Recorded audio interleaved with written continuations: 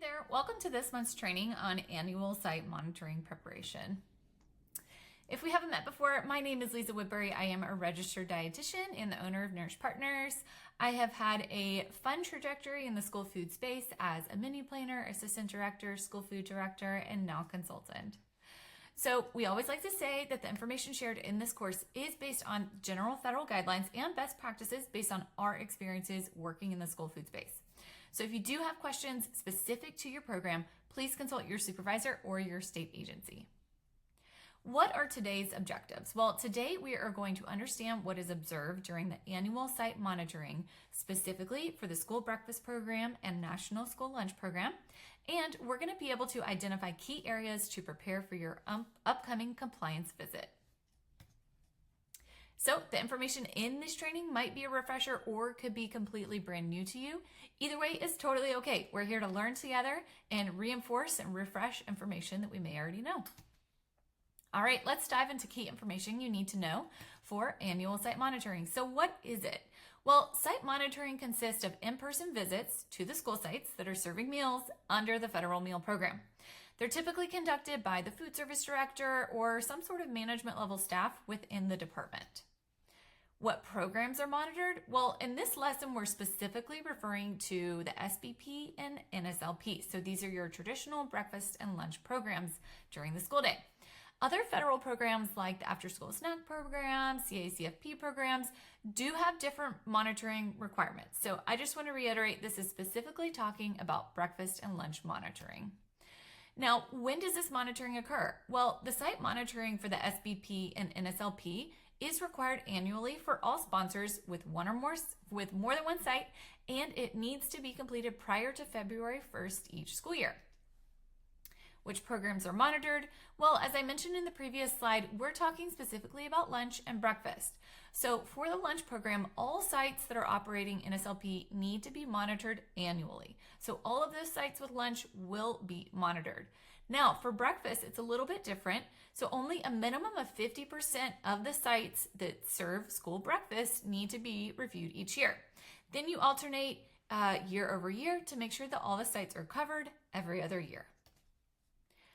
What if there's findings or errors? Okay, that seems a little scary. So if the monitoring does disclose findings, the school needs to implement corrective actions. So basically there needs to be a follow-up with the site within 45 days to review the site again and make sure that anything that was a finding before has been resolved.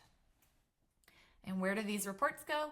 Well, every state agency can operate differently. However, the site monitoring forms are usually kept on file and then submitted during an administrative review or your audit.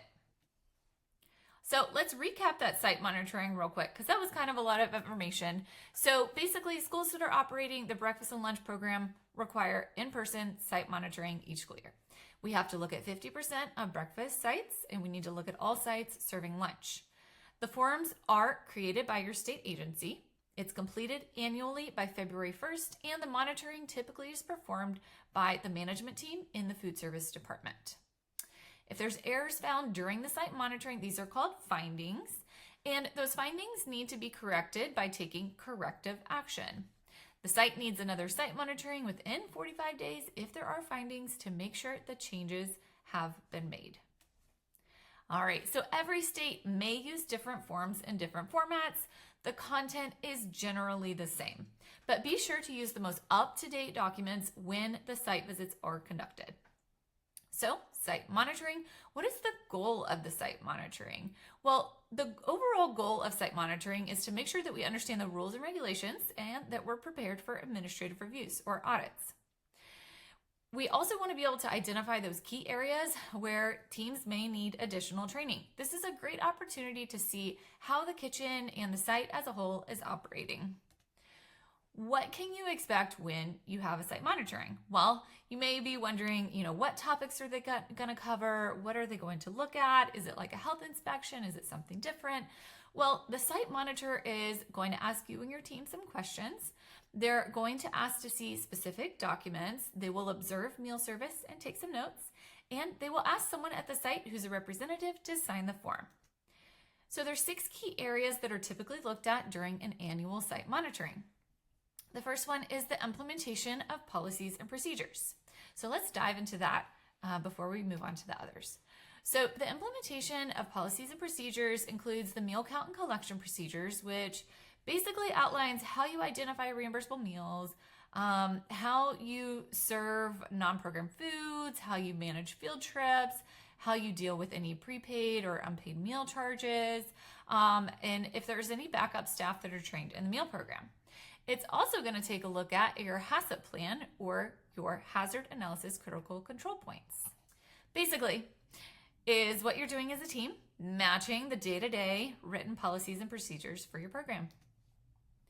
So if it doesn't match and you think the policies and procedures actually need to be updated versus updating what you're doing at the site, be sure to talk to your supervisor. The next thing that the site visit is going to be looking at is your meal counting. So are the meals served in the cafeteria? Are they served in other locations like breakfast in the classroom? It's also going to take a look at meal counts by eligibility if this is required for your site. It'll look at your backup meal counting system, and then also how do you consolidate or combine your meal counts if you have multiple service lines. Basically, how are you counting the meals to make sure that we are appropriately counting the meals? So we want to make sure that we're not overestimating the number of meals that we serve and that we're accurately tracking what meals were physically served to the students and were reimbursable. The next key area that's looked at is the menu and the meal pattern. Basically, the site monitor wants to see that the menu planning has the appropriate serving sizes and is planned for the appropriate grade groups at your site. They're also going to look at identifying and recording reimbursable meals and how your site staff are doing this on a day-to-day basis. Basically, are you following the meal pattern? Are you serving reimbursable meals? And are the students taking reimbursable meals? The next key area is looking at your documentation. So this may include meal counts, production records, meal accommodation forms, and professional standards or annual training. Basically, do you have proof for all the stuff that you're doing at your site? Like backup proof that you're serving reimbursable meals from your production records, backup that you are accommodating special diets and keeping the students safe, backup that you're completing your annual training hours.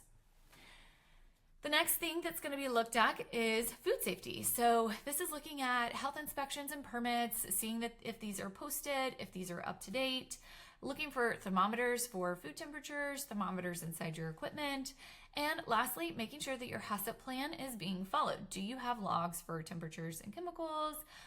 What are your food handling processes and procedures? And making sure that everyone on site is following these processes. Basically, is food safety a part of the daily routine of the kitchen? Do you have proof to show that food safety practices are part of that daily routine? Now, the last key area that's going to be looked at during your annual site monitoring is the signage. So it's really important to make sure that you have your civil rights poster or the And Justice for All poster posted in public view in all areas where meals are served. This poster also needs to be in an odd size. It needs to be 11 inches by 17 inches and printed in color. Be sure that you have the most updated And Justice for All poster because the USDA does have a tendency to update these posters on a regular basis.